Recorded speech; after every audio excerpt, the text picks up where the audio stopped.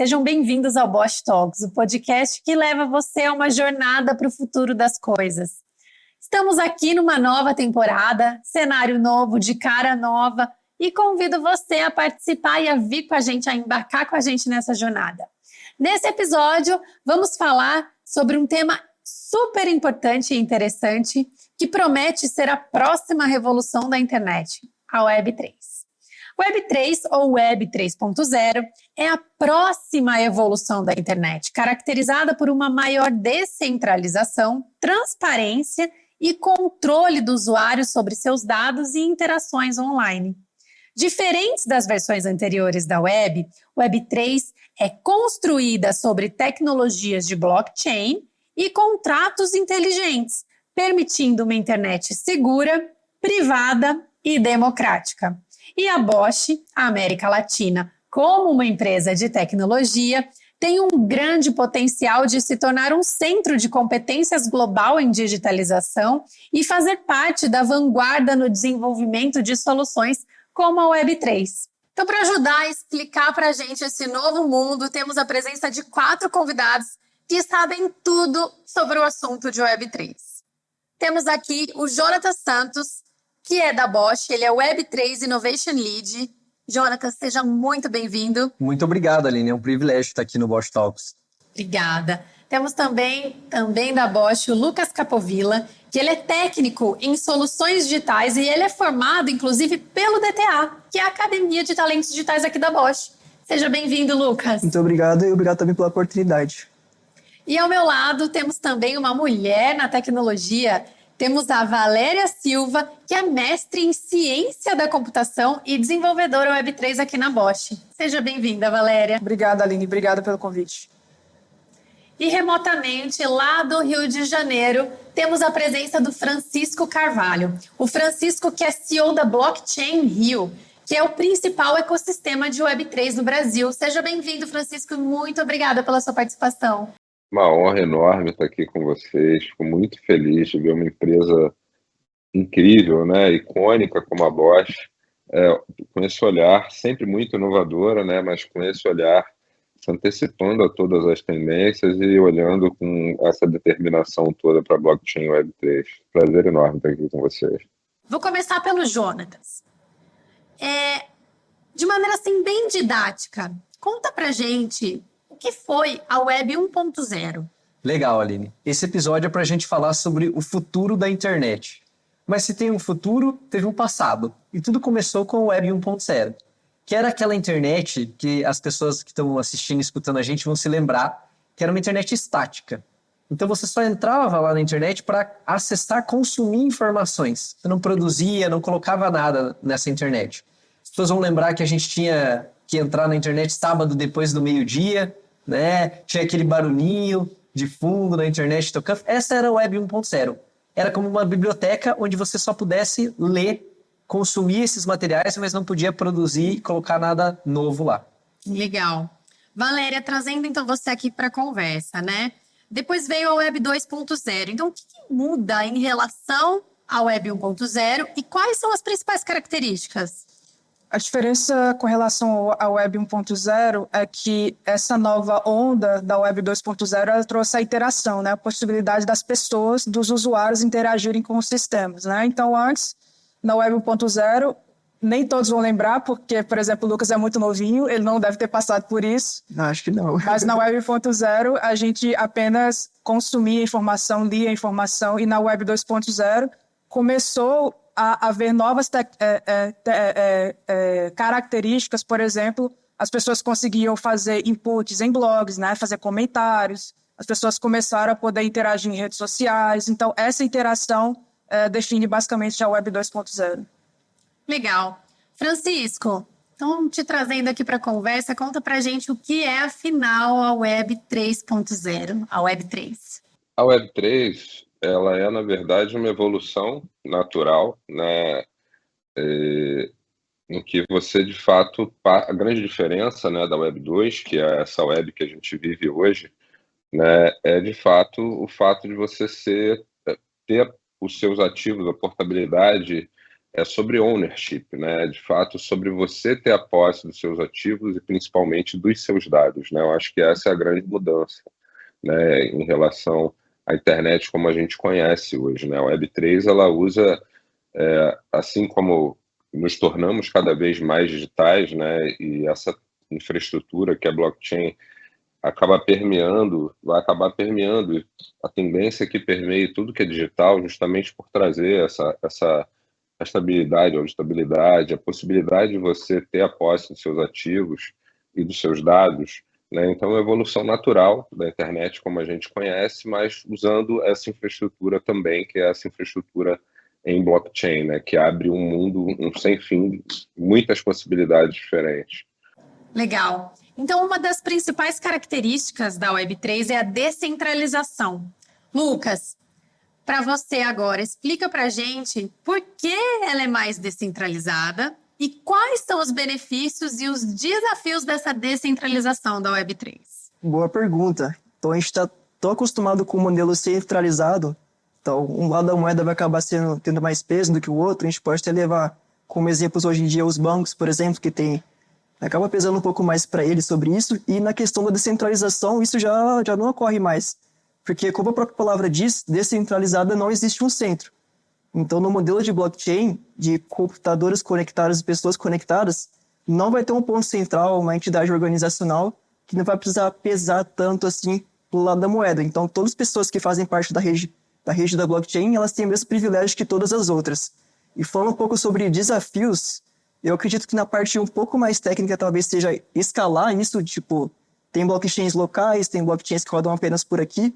Escalar isso globalmente talvez seja um desafio um pouco mais técnico, e também sobre regulamentação, que existiu sobre as criptomoedas, que a gente pode até falar um pouco aqui depois, que o pessoal ainda tem um receio assim, de regulamentar e se tornar uma moeda como se fosse real virtual, então um pouco mais de regulamentação, só que eu acho que não é um problema, essa é mais como eu poderia falar, Um desafio. um desafio acho que é a palavra-chave, melhor que isso. Então, para exemplificar um pouco para os nossos ouvintes, eu estava conversando com o Jonatas nos bastidores e ele me mostrou como se fosse um Spotify, só que da Web3, descentralizado. Então, para a gente tangibilizar e trazer alguns exemplos, qual que é a diferença, Jonatas, de um Spotify como é hoje, no modelo que é hoje, e no modelo que é na Web3? Legal, Aline. Esse é um exemplo muito bacana de como a descentralização muda o modelo de negócio de como funcionam as coisas, né? Então, as pessoas estão acostumadas com o Spotify, onde você paga uma mensalidade, e a Spotify recebe, como o Lucas estava falando, ela é a unidade centralizadora. Ela recebe esse pagamento de todas as pessoas, e aí ela decide como ela vai repassar isso para os músicos, para as produtoras e tudo mais. Aí existe uma plataforma que foi fundada pela Katy Perry e outros músicos famosos, onde eles construíram uma espécie de Spotify baseado em Web3, se chama Audios. Depois o link vai estar em algum lugar aqui para vocês poderem conferir também. E aí como funciona? Se eu sou um produtor e eu coloco a minha música para tocar lá, e você gosta muito do estilo que eu produzo, no momento que você está escutando aquilo que eu produzi, você tem direito a enviar tokens para mim. Esses tokens são como se fosse a remuneração. São os ativos que você transfere, como se você estivesse direcionando o pagamento da sua mensalidade diretamente para os produtores. E a vantagem é que as pessoas, no final das contas, recebem muito mais. Porque numa economia descentralizada, você tem menos intermediários. Essa é uma das grandes vantagens, a eficiência e a economia que você tem num sistema descentralizado. Se a gente puder adicionar ainda um outro exemplo, imagina o processo de transferência de moeda entre diferentes países. Imagine que a gente quisesse transferir dinheiro do modelo centralizado do Brasil para a Colômbia. Hoje não existe uma forma de fazer isso de maneira direta, porque não existe câmbio entre peso colombiano e real. Então como funciona? Um banco no Brasil precisa enviar esse dinheiro para um banco em dólar, esse banco em dólar envia para um banco parceiro da Colômbia em dólar, que envia para a Colômbia. Isso leva vários dias e tem um custo agregado. Numa economia descentralizada, você tem como fazer isso usando a tecnologia e transferir direto do peso para o real e vice-versa. Muito mais rápido e muito mais barato. Jonatas, então, para viabilizar esse potencial de mercado, quais componentes que essa tecnologia possui? Legal, eu vou começar aqui apresentando algum desses componentes e aí eu convido a Valério, Lucas e Francisco para me complementar. Como o Francisco comentou, a espinha dorsal da Web3 é o blockchain. O blockchain é a tecnologia que permite com que você registre uma informação de maneira descentralizada, né? Um segundo elemento super importante é a existência dos contratos inteligentes, conhecidos também como smart contracts. Outro elemento super importante é a questão da tokenização da economia, né? Então a gente pode explorar cada um desses elementos e entrar em mais detalhes disso. Exato, a gente pode falar de elementos mais abstratos também, né? Então, conforme os novos negócios ou necessidades, novas demandas vão surgindo com relação à segurança, maior transparência das transações, e o nosso dia a dia, né? Imutabilidade das informações. Então, não quer dizer que a gente vai descentralizar tudo, né? Ou seja, não quer dizer que só vai ter a Web3, né?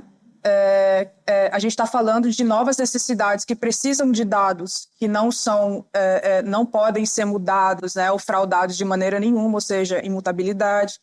A imutabilidade gera uma maior segurança, então a gente está falando de sistemas que de fato precisam de uma segurança muito maior. Consequentemente, a gente tendo imutabilidade e segurança, a gente tem também transparência nos dados, todos os envolvidos têm conhecimento do que está acontecendo, todas as transações, e também rastreabilidade. Então, com essas características, a gente ganha diversas outras oportunidades para criar novos sistemas, novos ecossistemas, novos negócios e por aí vai. Então, diante aqui da conversa, né, nós sabemos que uma característica importante da Web3 é que ela é baseada em blockchain, né? Vocês falaram algumas vezes aí essa palavra, mas Francisco, explica para a gente o que quer dizer blockchain e como a tecnologia blockchain está impulsionando a evolução da Web3.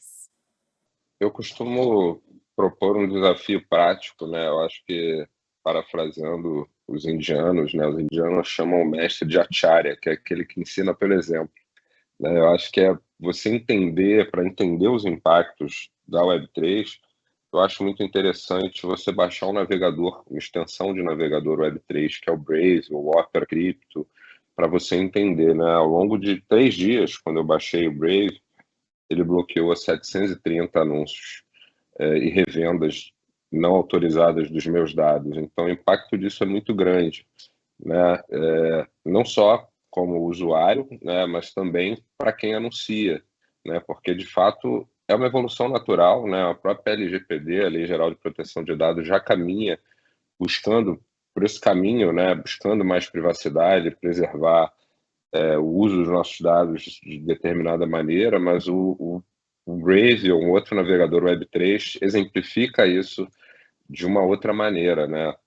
Se você quiser assistir um anúncio, ele te pergunta lá, né? Se você quer assistir um anúncio, e se você assistir o anúncio, o produtor de conteúdo é remunerado em um ativo digital chamado BAT, Basic Attention Token, e você que assistiu aquele anúncio também.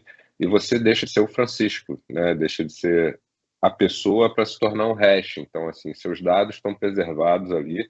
Você tem a opção ou não de ceder seus dados de alguma maneira. Então, assim, é um impacto muito grande para quem anuncia mais ainda, né? Porque você realmente tem acesso a métricas, mas sem os nomes, claro, mas de uma maneira muito, muito diferente. Então, você imagina que isso vai impactar o marketing digital, o e-commerce de uma maneira geral, né? Então, assim, é impacto em todas as indústrias, né? Isso vai mudar a forma como a gente negocia digitalmente.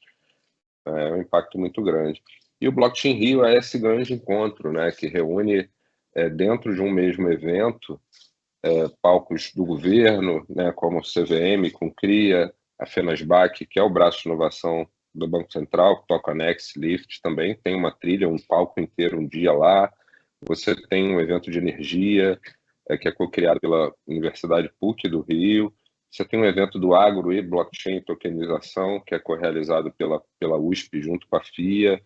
Então, você tem palcos descentralizados, né, onde estão blockchains, DEPs, DAOs. O evento do BNDES, que é o Fórum Blockchain Gov, que traz essa iniciativa incrível, que é a Rede Blockchain Brasil, que busca trazer transparência para as contas públicas, um projeto de anos e que vem crescendo a cada dia.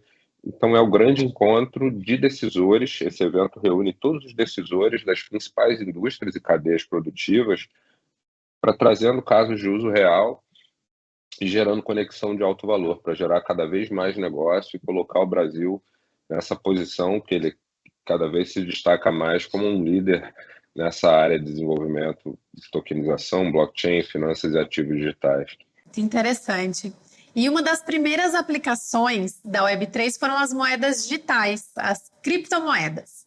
Lucas, qual é a grande diferença entre uma moeda digital e uma moeda comum? E o que isso tem a ver com tecnologia?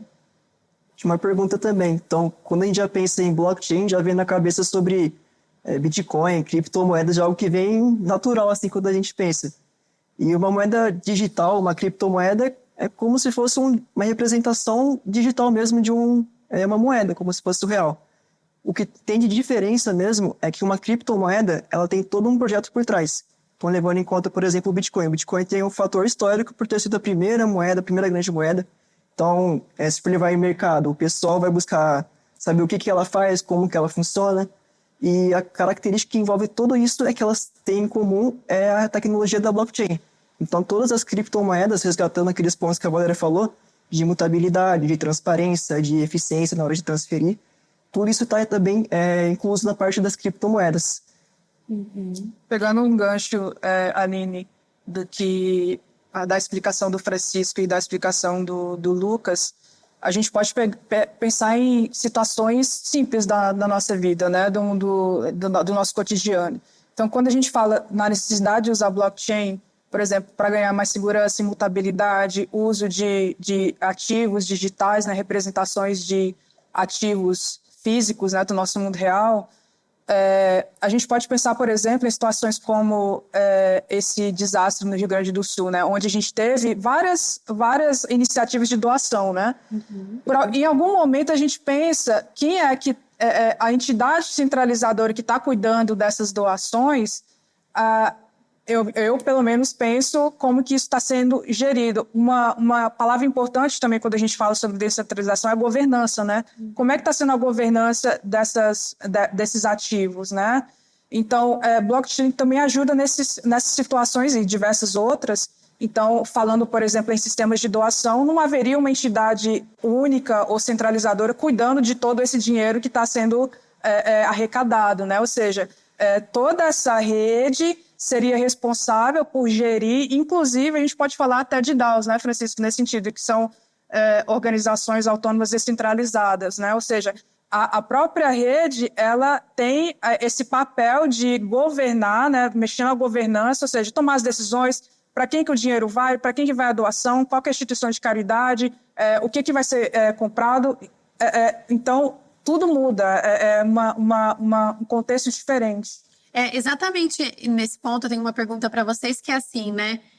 Como a Web3 ela pode contribuir para a inclusão financeira e a redução das desigualdades sociais? Justamente, eu aqui aproveitando o seu gancho, justamente pela transparência, né? Eu vejo essa questão da transparência colaborando muito nesses cenários, né? Onde a gente tem dinheiro envolvido, a gente tem uma responsabilidade social, principalmente. Então, eu entendo que essa imutabilidade que gera transparência, que gera segurança nos dados, rastreabilidade, ou seja, da onde que veio o dinheiro ou da onde que veio determinado asset, né, o ativo, para onde que foi e depois foi para onde e qual foi o destino disso. Então, eu entendo que isso colabora bastante. Quando a gente fala de moedas, né, as pessoas com razão, elas se preocupam com segurança, né? Nós nos preocupamos, sem dúvida. E também com privacidade. Valéria, como que a Web3 ela aborda essas questões, não só nas criptomoedas, mas também em outras aplicações? Aqui eu posso aproveitar para falar um pouquinho mais tecnicamente, né? Mas a gente vai tentando casar ali com exemplos da nossa vida real, né? Para os ouvintes e os telespectadores entenderem.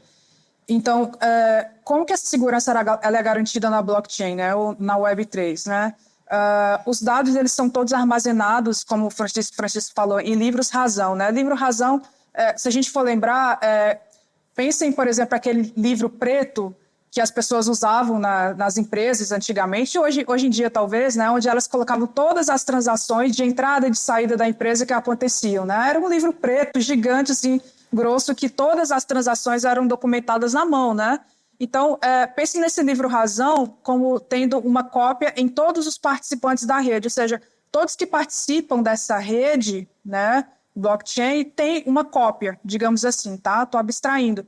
Então, se acontecer de alguém conseguir fraudar algum dado desse livro Razão de algum desses membros da rede, acontece que todos os membros têm a cópia original. Então, consequentemente, para uma pessoa conseguir mudar um dado, né, ou um fraudador conseguir mudar um dado dentro da blockchain, ela teria que conseguir mudar esse dado no mesmo instante na maioria dos membros, né, do livro Razão dos membros. Porque o que acontece? Acontece que a gente tem mecanismos de consenso, né, que também é um termo técnico, mas vou tentar abstrair, é um mecanismo onde quando os membros precisam entrar em um consenso sobre a validade das informações da rede, né? Então, se eles identificam que um dado está discrepante, é como se todos se reunissem para ver, ok, esse dado está discrepante, mas a gente tem outros 5 membros com uma cópia que está equivalente e igual. Então, esse dado aqui está descartado e os demais são a versão correta. Então, isso garante que o dado, de fato, ele seja imutável, garante que as informações pessoais das pessoas não sejam mudadas e, consequentemente, segurança e por aí vai o que a gente falou. Então, falando de aplicações nesse sentido, a gente pode pegar exemplos da vida real. Por exemplo, se a gente pensar como que seria um YouTube descentralizado, né? Ou seja, os likes ou os views ou todas essas informações que geram monetização para as pessoas, para os influencers e tudo mais, isso não poderia ser modificado ou fraudado ou coisas assim, e as pessoas poderiam confiar de fato de que os dados delas ou todos os conteúdos que são produzidos, eles vão ser de fato considerados na plataforma de maneira correta, e todas as informações que são relevantes para aquela monetização, de fato, não vão ser fraudadas de jeito nenhum. Então, são alguns exemplos que a gente pode trazer. É uma forma muito prática das pessoas experimentarem o Web3. Então, você baixa o navegador do Brave e passa a interagir, perceber e ver como a Web3 funciona. Com esse mecanismo que ele explicou de você assistir uma propaganda e receber uma recompensa por isso. É muito legal, porque a marca está a fim de se relacionar com você. Quando ela faz essa promoção, se ela consegue te encontrar e você identifica que isso é relevante para você, é o melhor dos mundos, né? E aí, é uma coisa interessante de comentar também, né? Tem um dito muito famoso no mundo da inovação, que a gente fala assim, quando você usa um produto ou um serviço que ele é de graça, significa, na verdade, que o pagamento é você. São os seus dados, são os seus gostos, as suas particularidades, a forma como você consome aquilo, né? Eu até costumo brincar que quando você acessa um site, depois da Lei Geral de Proteção de Dados, sempre aparece uma opção embaixo dizendo você aceita os cookies, né? E não vem nenhum cafezinho para acompanhar, né? Eles oferecem só os cookies sozinho. Mas ali está uma forma de as empresas coletarem os dados e usarem esses dados para monetizar, para te convencer a comprar o produto delas. Não é raro alguém contar, né, que você está num ambiente social, conversando sobre geladeira, e aí você abre o seu Instagram e começa a passar um monte de propaganda de geladeira. Você fala, nossa, parece que o celular adivinhou a minha necessidade. E não é bem assim, né? A gente sabe. Então, no mundo da Web3, você tem controle sobre os seus dados, você tem controle sobre quem acessa essa informação, trazendo, como os nossos colegas já disseram, mais segurança, mais proteção. E no momento em que o seu dado é disponibilizado para uma empresa, a empresa pode te remunerar por isso. Então, me parece ser um mundo bem promissor. Então, nós já falamos que a Web3 ela é descentralizada.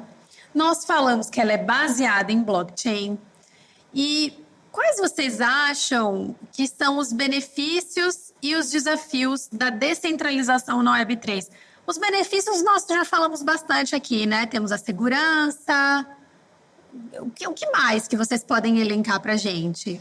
Em termos de desafio, tem algo que eu costumo repetir, as pessoas que estão desenvolvendo o tema de Web3 falam bastante, que é o trilema. Então, você imagina um triângulo E aí tem 3 elementos nas pontas do triângulo. Uma questão é a escalabilidade, como o Lucas falou. Outra é a programabilidade. Vou falar de novo. Outra é a programabilidade e a privacidade. Então, a tecnologia do Web3 ela tenta atingir essas 3 características. E é muito desafiador você ter uma solução altamente escalável, altamente programável, ou seja, você consegue colocar uma série de recursos para funcionar dentro dessa rede, e altamente privado, né? Se a gente, por exemplo, pegar o exemplo do Drex. O Drex é o que a gente vai passar a ouvir cada dia mais.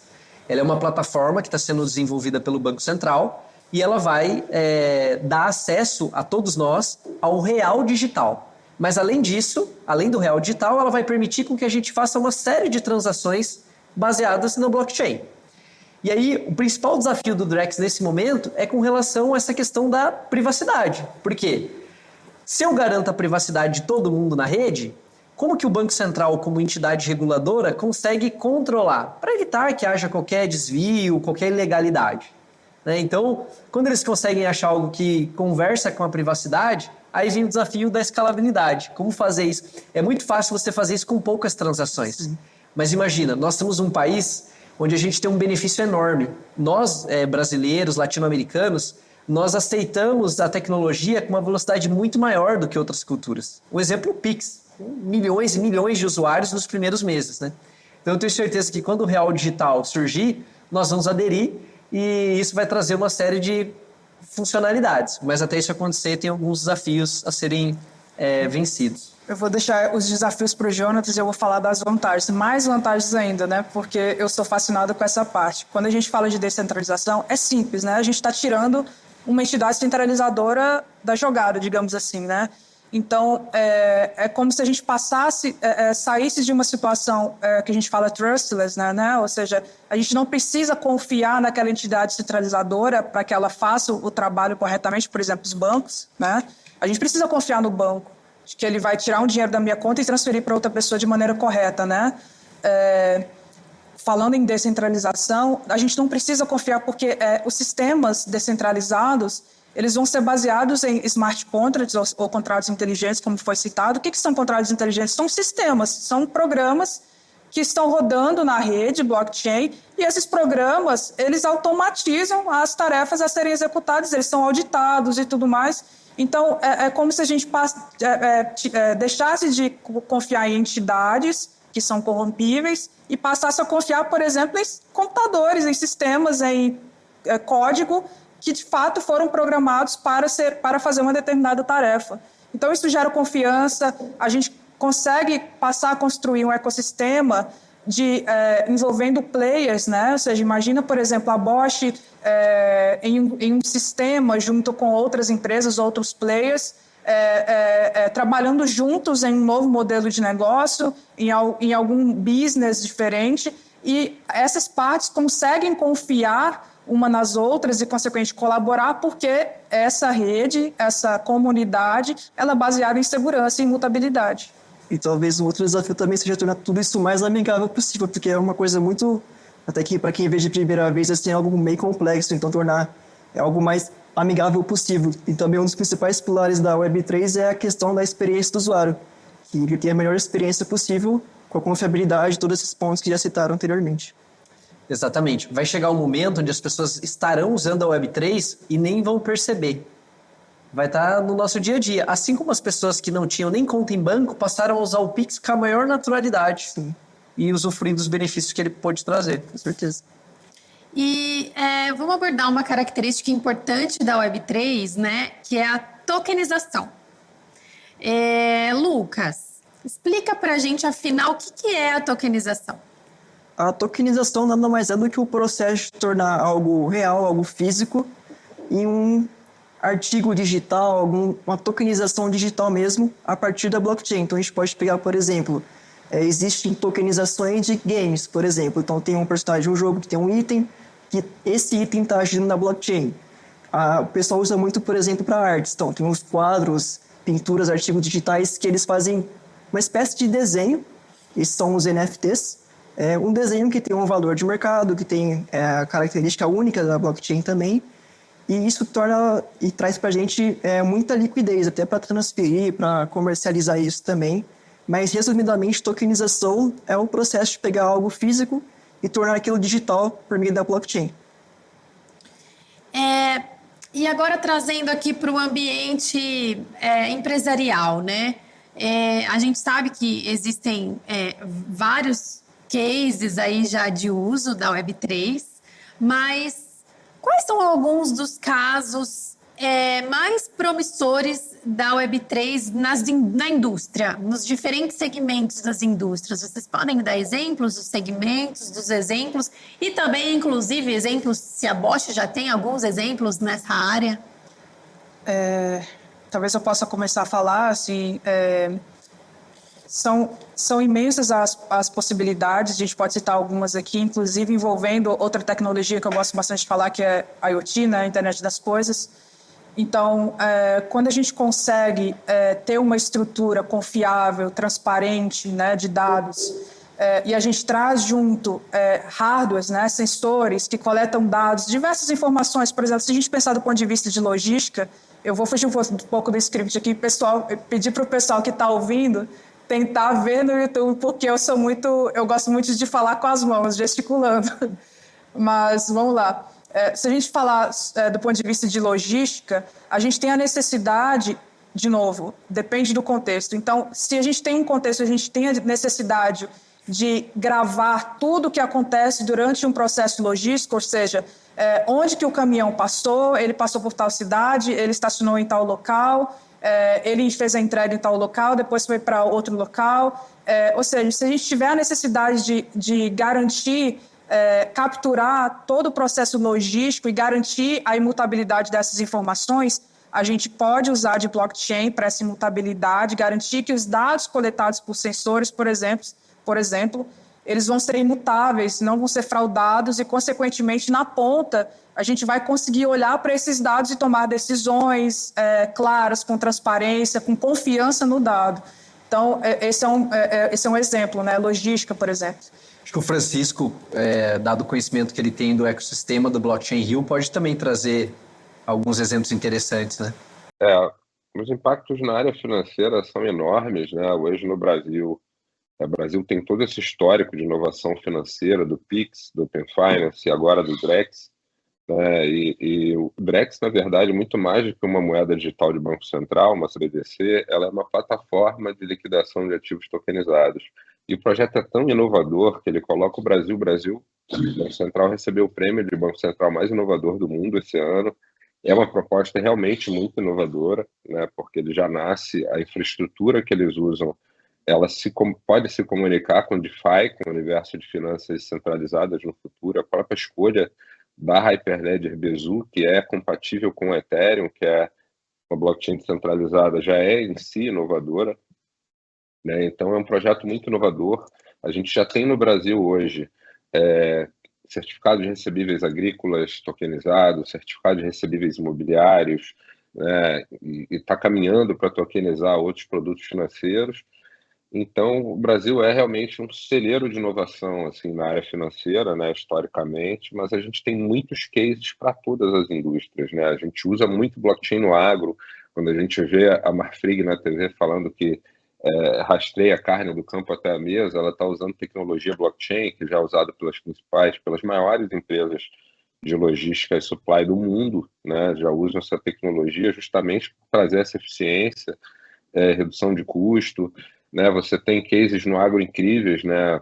Juntando blockchain e outras tecnologias como IA, né? Nesse caso IoT e georreferenciamento, né? Então você usa, por exemplo, tem uma empresa que usa em que eles monitoram o gado para você poder vender a carne mais cara, né? Exportar para determinados países, o gado não pode ter transitado em área de preservação legal. Então você usa blockchain e georreferenciamento para poder ter um certificado de que o gado realmente não transitou em área de preservação legal, ou que ele foi criado dentro de determinado tipo de semi-confinamento, que agrega valor à carne. Então, assim, já são tecnologias, a tecnologia já é muito utilizada em vários aspectos, né, por todas as indústrias, né? A gente tinha lá, por exemplo, no evento esse ano, A descarbonização do evento era feita pela Eletrobras, com um projeto usando blockchain chamado RecFi, que é incrível. Então, assim, a gente tem N aplicações para todas as indústrias, né? Adicionando nesse ponto que o Francisco comentou, lá no Blockchain Rio, eu aprendi sobre uma ideia de inovação que eu achei muito interessante. Então, se você, por exemplo, tokeniza a fabricação de energia solar, então imagina que eu posso ser dono de 50 painéis solares num lugar lá do Nordeste que pega sol o ano inteiro. E eu posso receber retorno por isso. Então imagine, provavelmente, se não existisse a tokenização, como que você administra um negócio desse? Você chega lá e fala, olha, esses primeiros 50 painéis aqui é do Jonatas, que está lá em outra cidade. Não dá, mas com a tecnologia isso é possível. E aí é possível que... A gente fala bastante que no mundo do blockchain você não precisa confiar, porque você pode conferir.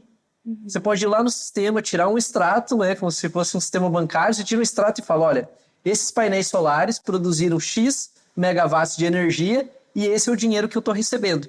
Seja ele real ou por intermédio de uma outra criptomoeda, por exemplo. Exato. Se a gente for pegar alguns exemplos simples também, como eu falei, eu tenho que citar o Ecolab também, né, Francisco, que é um ecossistema aqui no Brasil que está fomentando bastante o blockchain. Eles estão com uma iniciativa de por exemplo, trabalhar a rastreabilidade do vinho. Então, os apreciadores aí do vinho, quando veio lá no rótulo, esse vinho tem a uva de fonte de tal cidade, foi produzida sem agrotóxicos, foi produzida com todo esmero, não sei o quê. Mas quem garante que, de fato, isso é verdade, né? Então, todas essas tecnologias que a gente tem falado, elas contribuem para que a informação ela possa ser coletada de uma maneira confiável e que a informação, o dado coletado, ele possa ser armazenado de maneira confiável também e imutável. Outro exemplo, por último, eu sou mineiro, então não posso deixar de citar o queijo, né? Então, se no queijo está falando, o queijo é lá da Serra da Canastra, que foi criado com leite da vaca, que a vaca ela era alimentada somente com uma dieta baseada em milho ou algo nesse sentido. De novo, quem me garante que de fato isso é verdade? E produtos sem agrotóxicos, produtos orgânicos, né? Se está escrito na embalagem, esse produto é orgânico, mas quem me garante? Então, a blockchain ajuda, né, nessa rastreabilidade dessas informações todas. Legal. E vocês três, né, que trabalham aqui na Bosch, desenvolvendo soluções da Web3, né? O Lucas, que é formado aqui pela Academia de Talentos Digitais, e para quem não sabe, gente, a Bosch capacita jovens na área da tecnologia, que é muito legal. Isso. Então, vocês podem contar para a gente um pouco do que vocês vêm desenvolvendo aqui dentro, alguns projetos, tem informações que podem ser compartilhadas com a gente? Ótimo, vamos falar um pouco então como a Bosch está se relacionando com esse tema.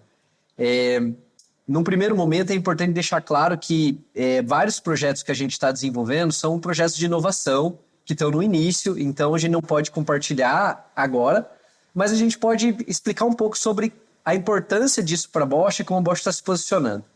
Eu gosto sempre de começar explicando que, para muitas pessoas, quem é ouvinte assíduo do podcast já sabe que a Bosch é uma empresa de tecnologia, que nós temos 60 mil desenvolvedores de software espalhados pelo mundo, uma boa base aqui no Brasil, a nossa Academia de Talentos Digitais, o Lucas está aqui representando mais 300 jovens que nós temos em formação, vários deles atuando na trilha de desenvolvimento em Web3, então isso é uma tecnologia importante.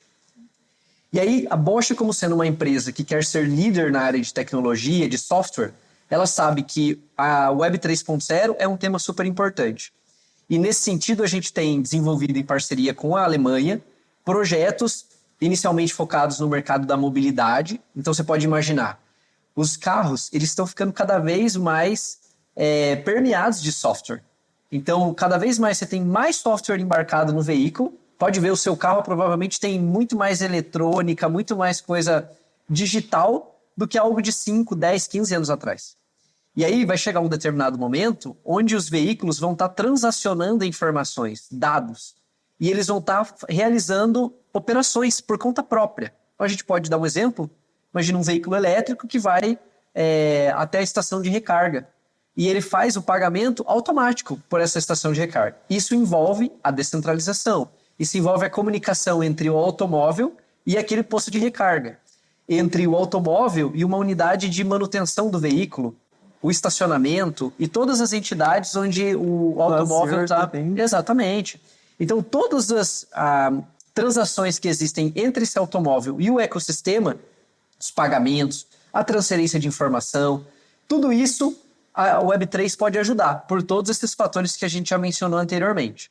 Então, a gente está preparando competência dentro de casa, assim como a gente tem no nosso centro de desenvolvimento na Alemanha e em outras localidades pelo mundo. Aqui o Brasil está se tornando, né, a gente está se preparando para ser um centro de referência nesse sentido também. E isso vem para e passo com o desenvolvimento de parcerias. Então, o Francisco aqui está representando o Blockchain Rio, né, é um sinal de como a gente está fazendo alianças, trocando conhecimentos, e também com outros institutos de pesquisa, com outras áreas. Aproveito para fazer a propaganda, a gente tem uma vaga aberta nesse momento, nós estamos contratando uma pessoa desenvolvedora na área de Web3, então o link para a inscrição também vai estar aqui embaixo, na plataforma que você está consumindo esse podcast, e nós estamos realmente imbuídos na missão de contribuir com tecnologias descentralizadas, com tecnologias relacionadas à criptografia. Então, imagina, o veículo cada vez carregado de mais software, ele precisa ser seguro, ele precisa ser à prova de qualquer tipo de invasão, hacker e esse tipo de situação que pode, né, as ameaças podem acontecer. Então, a gente está preparando e trabalhando com isso. E também nós estamos avaliando potenciais de aplicação do Web3 nas outras áreas da Bosch também. Então, em logística, para a área financeira, para a área de compras, em todas as áreas onde a gente tem, né, o aspecto comercial da Bosch, a gente está ativamente buscando oportunidades para poder aplicar essa tecnologia e espero que no futuro bem breve a gente tenha novidades para poder compartilhar. É interessante enfatizar a Bosch como sendo uma empresa de tecnologia, porque todas essas iniciativas que a empresa vem conduzindo mostra que a companhia está olhando porque ela faz de melhor, né? O que ela faz de melhor, ou seja, a Bosch é muito forte em sensores, atuadores, hardware, muito forte em peças de carros e diversas outras tecnologias, e a gente pode olhar para essas tecnologias que já são muito boas e fazem muito bem seu papel dentro do contexto de descentralização, né? Então, trazer o que a gente faz de melhor usando agora uma nova tecnologia que é a descentralização, depois pegar a inteligência artificial, dentre outras coisas. Então, é muito interessante o tanto que a Bosch atua nesse sentido. Muito, muito interessante. E Francisco, conta então um pouco para a gente como as cidades elas também podem ser transformadas com a utilização da Web3. A gente hoje tem várias aplicações de Web3 no âmbito de cidades inteligentes, mas também aplicações em termos de governança, né? A gente tem exemplos no mundo todo, né? Na Estônia, por exemplo, notadamente, você consegue, inclusive, votar nos plebiscitos através das suas carteiras digitais, mas os desdobramentos do uso de contratos inteligentes, de identidade digital, que é uma coisa que pouca gente fala, mas vai ter um impacto muito grande. A gente tem uma série de desdobramentos disso que vão impactar a área tanto de GovTech como da gestão de cidades. E, Francisco, como que a Web3 ela pode se integrar, né, com outras tecnologias emergentes, como a inteligência artificial, o IoT? O blockchain, ele na verdade, uma infraestrutura, né? E como tal, ele normalmente você vai utilizar outras tecnologias correlatas, né? Como AI, como o IoT, né? Quantum Computing, né? A gente já está hoje discutindo, inclusive teve um painel sobre isso no evento, falando de criptografia pós-quântica para o Drex. Então, assim, essas tecnologias, elas se combinam, na verdade, né? Ela é uma infraestrutura que traz essa camada, né, de segurança, de rastreabilidade, o uso de contratos inteligentes para automatizar operações, mas assim, a inteligência artificial, por exemplo, potencializa muito isso tudo, né? Quando você combina essas tecnologias, que é o que de fato acontece na prática, essas tecnologias se somam, né? A gente traz muito mais, tem um potencial enorme, né? É um mercado, possivelmente a próxima fronteira. Um exemplo conectado a isso que o Francisco acabou de mencionar, imagina que a gente tenha a inclusão dos GPTs dentro dos veículos. Então você está dirigindo e aí você pensa, pô, seria legal reservar um restaurante naquele shopping quinta-feira à noite. Então você vai falar como se você estivesse mandando uma mensagem pelo WhatsApp e você vai pedir para um agente inteligente fazer essa reserva. E ele vai ligar lá, ele vai... Porque o agente já sabe o que a outra pessoa vai perguntar. A pessoa vai perguntar quantas pessoas, para quando, se tem preferência de mesa e assim por diante. E esse agente vai fazer esse processo. No plano de fundo, você tem o quê? Talvez um processo de reserva vai implicar num pré-pagamento ou já vai implicar num pagamento antecipado onde você tem um preço menor, uma promoção especial. E aí você precisa, então, de uma moeda digital que facilite tudo isso. Então, essa é mais uma forma. E de você também ter acesso. Se a gente fala, por exemplo, de entretenimento, né, a gente tem várias iniciativas de Web3 voltadas para as pessoas que são fanáticas pelo futebol ou pela NBA. Então você pode apoiar os times comprando ativos como os NFTs, né, que ficaram famosos um tempo atrás, dos jogadores, por exemplo. E você é dono de um ativo que só você possui. Então, uma pergunta que várias vezes as pessoas me fazem é: quando uma inteligência artificial cria uma imagem, a foto de alguém, aquela pessoa existe? Não, aquela pessoa não existe, ela foi criada por uma IA. Quem é o dono daquela pessoa, daquela imagem, daquele desenho? É a plataforma que criou? É a pessoa que gerou o prompt, o texto, a orientação que gerou aquela imagem? E aí é um belo caso de uso para o NFT. Então, o NFT, que vem da sigla de Non-Fungible Token, né, um token não fungível, basicamente significa o quê? Um título de propriedade. O NFT é um título de propriedade de um determinado ativo digital que você possui. E aí, se eu crio uma imagem utilizando uma ferramenta de IA e essa imagem vira garoto propaganda de uma marca, eu posso dizer que aquela imagem é minha porque eu tenho o NFT daquela imagem. Eu tenho como se fosse a certidão de nascimento daquele desenho. E isso é um belo exemplo de como a Web 3.0 permite com que você seja dono de espaço, né? O Francisco estava mencionando o exemplo da incorporadora, a gente poderia inclusive falar dos terrenos, né, no metaverso, né? O Francisco, quiser complementar.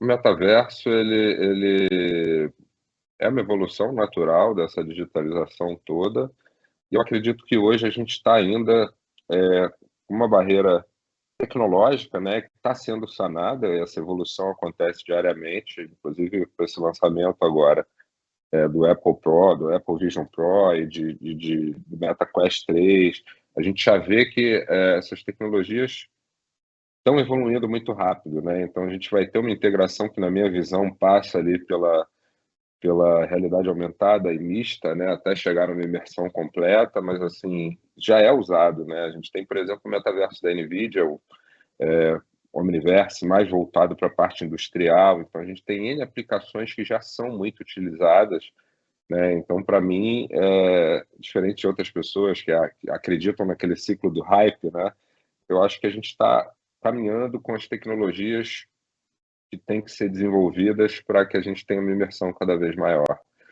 né? Os terrenos, eles são uma consequência disso, né? Eu acho que é um momento ali que as empresas queriam testar essa inovação e entender como vai se dar essa interação das marcas com o mercado, né? Porque esse fenômeno é antigo, né? Se a gente parar para pensar, em 2012 a gente já tinha mundos digitais paralelos ali. O que mudou com o advento da blockchain foi justamente você poder transacionar ativos ali dentro, né? E a gente não tinha essas moedas digitais com essas qualidades que a blockchain tem hoje, de você ter a posse de fato dos seus ativos. Então, eu acho que é uma questão de tempo, né? A gente está desenvolvendo essa maturidade tecnológica para que a gente tenha uma imersão cada vez maior e possa, de fato, transacionar esses ativos ali dentro. E agora, para todos vocês, quais são as tendências emergentes aí em Web3 que a gente deva ficar de olho? Tem alguma que nós não falamos e que... Talvez o caminhar da IA com a blockchain. Acho que isso é um futuro bem próximo que a gente está enxergando já, para diversas aplicações também. Então, Aline, sobre a questão das tendências relacionadas à Web3, tem um tópico super importante que serve de dica para alguém que esteja buscando se especializar nesse assunto, querendo buscar uma carreira internacional. Tem um tópico super importante chamado Zero Knowledge Proof, conhecido na internet também como ZPK, né, a sigla, que é uma tecnologia de criptografia. De uma maneira bem simples, o que a gente está dizendo é um algoritmo matemático que garante a segurança na transferência de informações. Então, o nosso mundo está ficando cada vez mais digital, a nossa vida está ficando cada vez mais digital, e a nossa preocupação é que as transações de informação sejam sempre as mais seguras possíveis. E aí tem essa tendência que a gente tem percebido, a Bosch também tem pesquisadores trabalhando nessa área, e é um tema que eu acredito que no futuro a gente vai ter mais e mais aplicações, né, de Zero Knowledge Proof, trazendo ainda mais segurança para as transações. E agora, pessoal, para a gente concluir, eu vou trazer a última pergunta para vocês, né? Que eu gostaria que cada um me falasse como que vocês veem o futuro da Web3 dos próximos 5 a 10 anos. E talvez vocês saibam. Bom, eu vejo que para os próximos anos a gente vai ter uma melhoria significativa na experiência do usuário. Então as pessoas, como o Lucas e o Francisco comentaram, elas vão começar a utilizar as tecnologias descentralizadas no seu dia a dia, e quando a gente perceber, talvez daqui 5 anos ou alguma coisa próximo disso, a gente já vai estar repleto. Então, por exemplo, o Drex, né, o Banco Central lançando, as pessoas interagindo com isso, tendo acesso a mais funcionalidades, mais recursos. Então, eu acredito que isso é uma grande tendência. À medida que isso avança, as empresas, como a Bosch e outras corporações, também vão incorporar essa tecnologia nos seus produtos e nos seus serviços, trazendo uma série de benefícios para as pessoas. Eu vejo que é um futuro bem promissor, onde as pessoas vão ter mais segurança, mais privacidade e bem mais benefícios ao utilizar os seus dados. Posso dizer que a cada dia que eu leio, que eu ouço, que eu vou no evento, eu encontro coisas que me fascinam e que me deixam surpresa. Então, essa pergunta é algo que me instiga, porque eu entendo que no futuro talvez venham coisas que a gente nunca imaginou, apoiadas por essa estrutura que o Francisco comentou, essa plataforma, esse arcabouço tecnológico, que a gente não vai nem perceber, a gente não vai nem precisar falar, né, sobre isso, porque vai estar tudo ali muito conectado na nossa vida, muito intrínseco, né, na nossa vida. Então, eu entendo que muita coisa legal deve estar por vir, provavelmente a gente não tem nem ideia do que está vindo. Eu tô com eles também e eu tô pensando muito sobre essa parte que o Jorge falou, tipo, a experiência do usuário. As coisas vão agir tão naturalmente que a gente nem vai perceber que tem tecnologia blockchain, de AI envolvida com isso.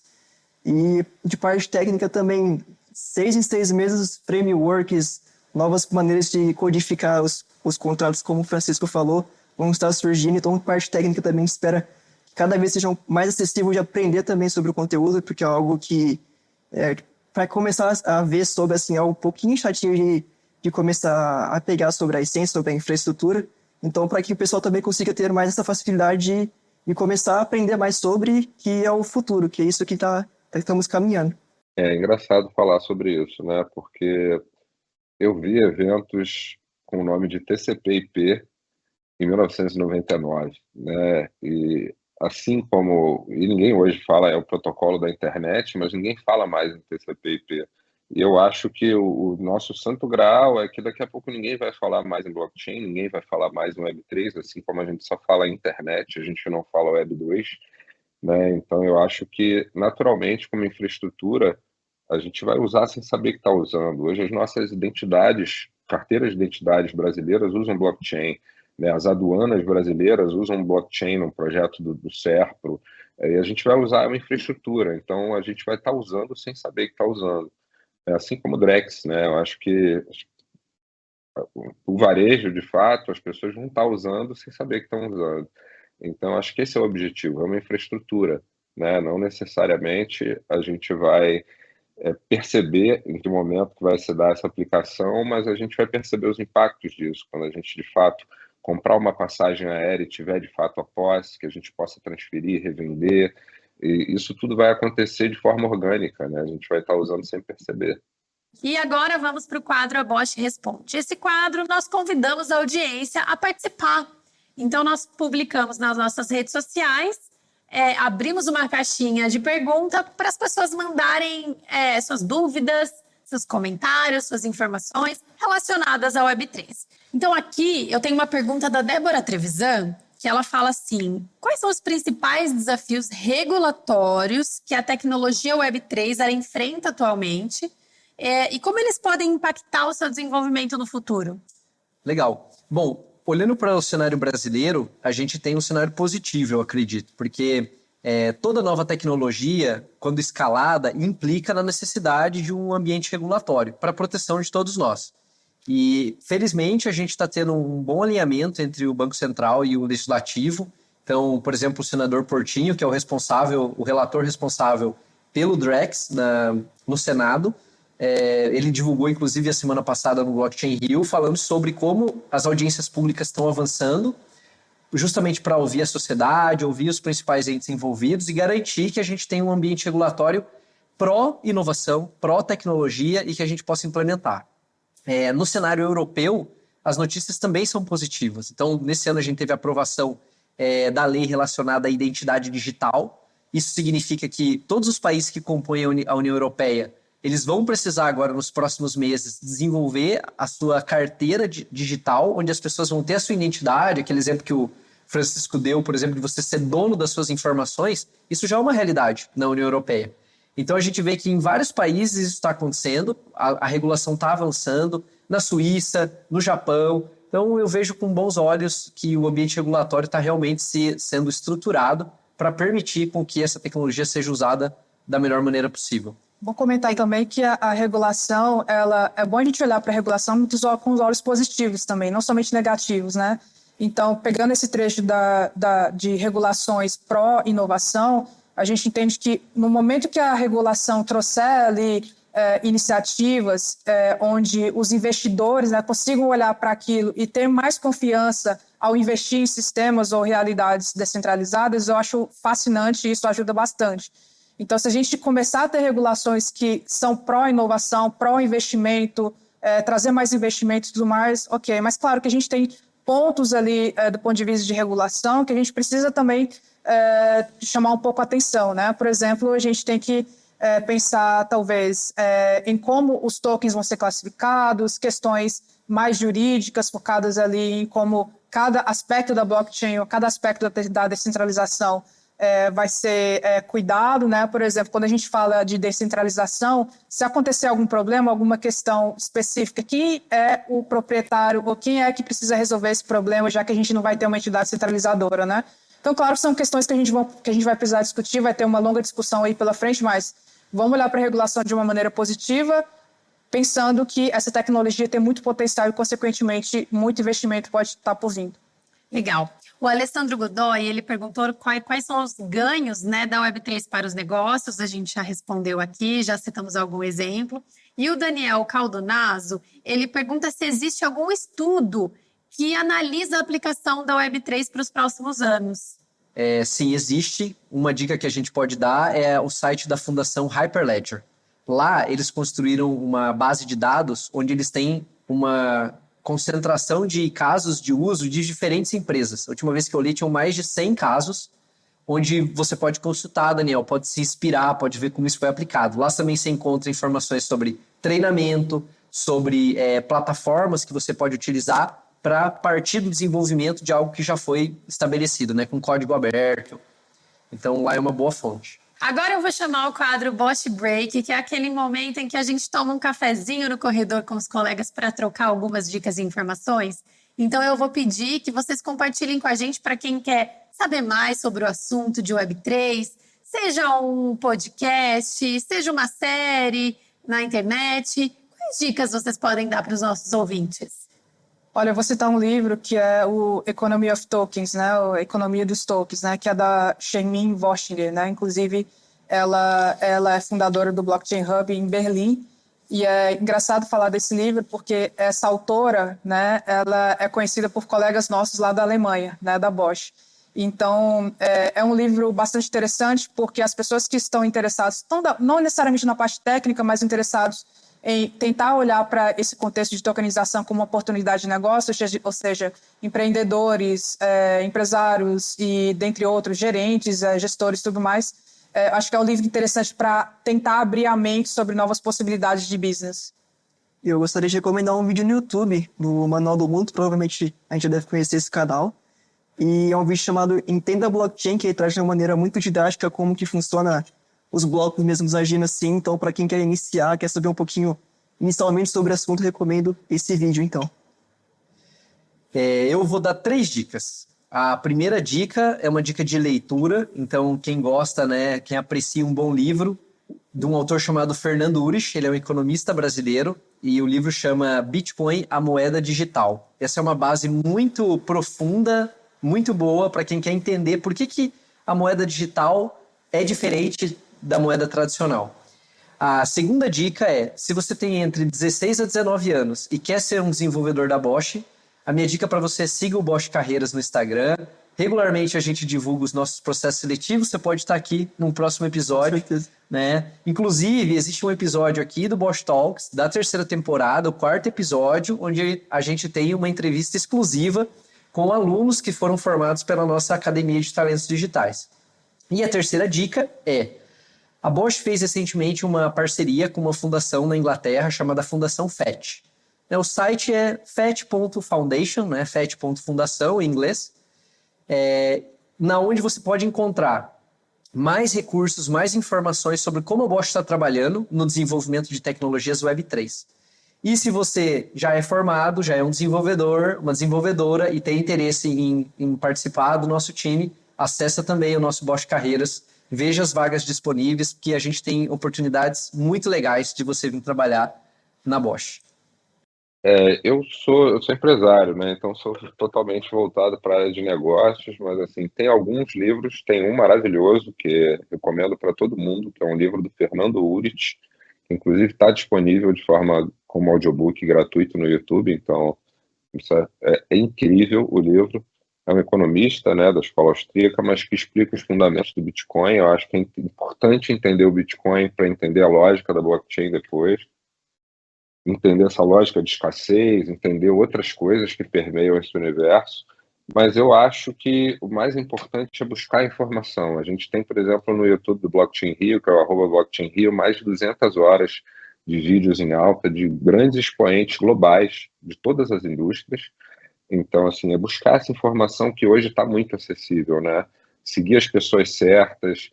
Tem outro podcast maravilhoso, para mim é o melhor podcast blockchain para negócios que eu já vi no mundo, que é de um brasileiro que mora em Londres, chamado Maurício Magaldi.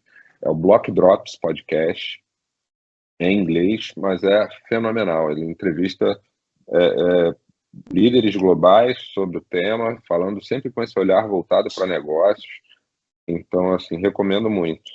Foi muito bom esse bate-papo entre nós. Nós aprendemos que a internet entregou tudo o que prometeu na última década. Disruptou a educação, os relacionamentos e, principalmente, a forma como conduzimos os negócios. E a melhor parte vem agora, com a Web3, que não é mais o futuro, pois ela já está aqui entre nós, sendo implementada de maneira acelerada nos mais diversos setores, oferecendo novas oportunidades. E assim chegamos ao fim de mais um episódio do podcast Bosch Talks, o podcast sobre o futuro das coisas. Muito obrigada pela participação de vocês e até o próximo programa.